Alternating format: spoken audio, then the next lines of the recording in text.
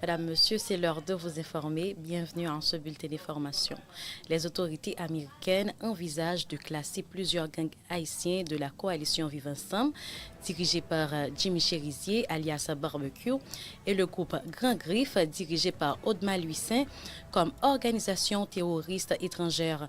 C'est ce que révèle un article de la journaliste Jacqueline Charles, publiée dans le journal Miami Herald. Une décision aux lourdes conséquences qui renforcerait l'arsenal juridique des États-Unis contre les soutiens de ces groupes armés. Le secrétaire d'État américain Marco Rubio soutient fermement cette approche. Il déclare que la crise sécuritaire en Haïti constitue une menace directe pour la stabilité de la région et pour les intérêts stratégiques des États-Unis. Il évoque les violences croissantes, les attaques contre des convois humanitaires, des forces de sécurité et même des véhicules diplomatiques américains, démontrant ainsi l'ampleur du danger.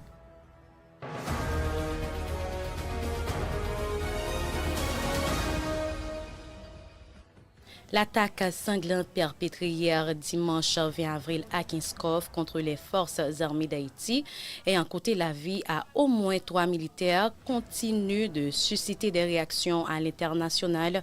En réaction, les ambassades des États-Unis et de la France ont exprimé ce lundi 21 avril 2025 leur solidarité avec les autorités haïtiennes et les familles endeuillées.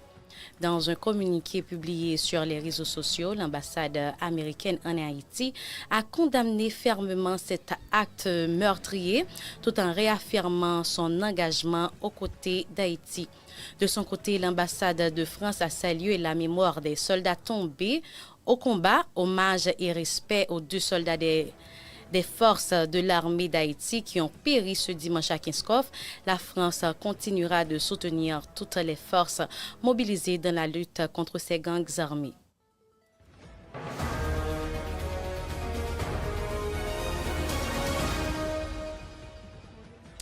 Dans une lettre ouverte adressée aux autorités haïtiennes, le docteur Daniel Jean-Louis, président de la mission Baptiste d'Haïti, exprime sa vive inquiétude quant à la détérioration de la sécurité aux abords de l'hôpital de l'institution suite à des attaques perpétrées par des gangs dans les hauteurs de Pétionville. Il appelle à une intervention rapide et directe des autorités interpellant notamment Fritz-Alphonse Saint-Jean, président du Conseil présidentiel de transition, le Premier ministre Alix Didier Fils-Aimé, ainsi que le directeur général de la police nationale d'Haïti, Ramon Ormil, tout en exigeant l'envoi immédiat de renforts policiers et militaires pour sécuriser la zone et stopper l'avancée des bandits.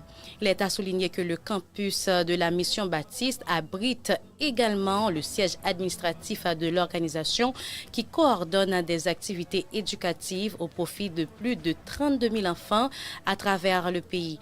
La perte de cette zone aurait des conséquences désastreuses sur l'éducation de milliers de jeunes. Il reste à savoir si l'État haïtien saura y répondre alors que l'insécurité ne cesse de gagner du terrain.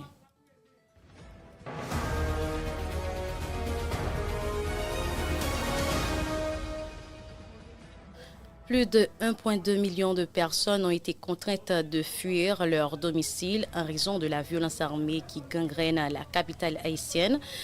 Réfugiés dans 104 sites improvisés dans la région métropolitaine de Port-au-Prince, ces personnes déplacées vivent dans des conditions précaires, largement ignorées par les autorités. C'est ce que révèle une enquête inquiétante de l'Office de la protection du citoyen, qui déplore l'absence de réponse étatique face à cette crise humanitaire. L'étude de l'OPC porte sur 16 camps hébergeant 49 000 déplacés, parmi eux le lycée Marie-Jeanne, l'école nationale Colbert-Lochard, les locaux du ministère de la Communication ou encore ceux de la faculté de linguistique appliquée. Il est à souligner que ces bâtiments publics détournés de leurs usages initiaux accueillent des familles entassés dans des couloirs, sur des toits ou même le sol, souvent sans accès à l'eau potable, à des installations sanitaires adéquates ou à des soins de santé. L'OPC rappelle que selon les principes directeurs des Nations Unies relatifs aux déplacés internes, ces populations ont droit à une protection, à un niveau de vie décent et une aide humanitaire adéquate. Pourtant, aucun plan structuré de l'État haïtien ne semble exister pour sécuriser les zones d'origine ni pour organiser un retour encadré et digne.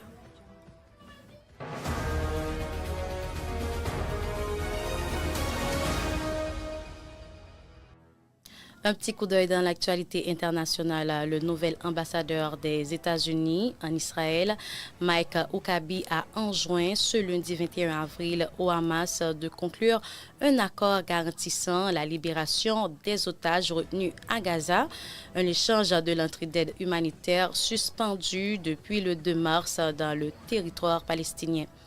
Nous appelons le Hamas à signer un accord afin que l'aide humanitaire puisse entrer dans Gaza pour ceux qui en ont désespérément besoin, a dit Mike Huckabee dans une déclaration sur une vidéo apparaissant sur X.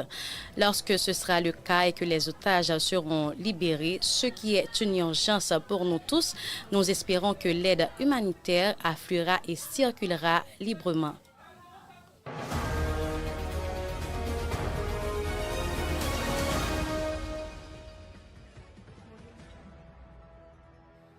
Le Premier ministre Benjamin Netanyahou a promis ce lundi 21 avril une réponse forte aux rebelles Houthis et Yémen qui lancent régulièrement missiles et drones sur Israël depuis le début de la guerre dans la bande de Gaza en octobre 2023.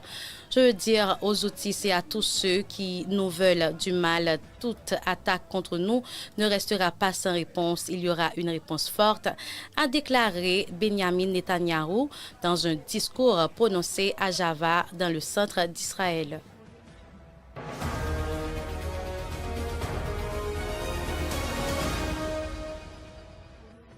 Le président ukrainien Volodymyr Zelensky a annoncé ce lundi 21 avril que des représentants ukrainiens seraient à Londres mercredi pour des discussions pour obtenir un cessez-le-feu inconditionnel face à la Russie, puis une paix réelle et durable.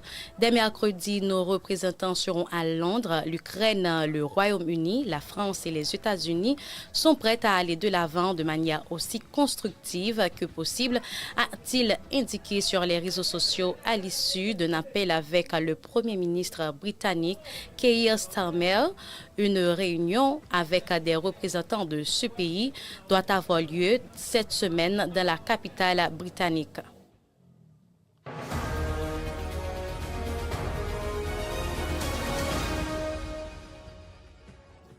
Le plan de refondation de Mayotte comportera une enveloppe de plus de 3 milliards d'euros sur 6 ans, a annoncé lundi Emmanuel Macron en visite dans l'archipel, notamment pour y présenter ce projet de loi et de programmation.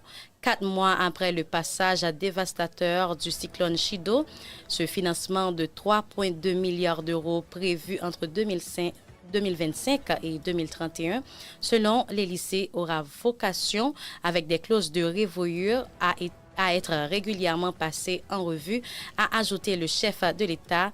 Il comportera aussi des fonds nationaux, mais aussi des fonds européens et les bailleurs internationaux que nous souhaiterons mobiliser.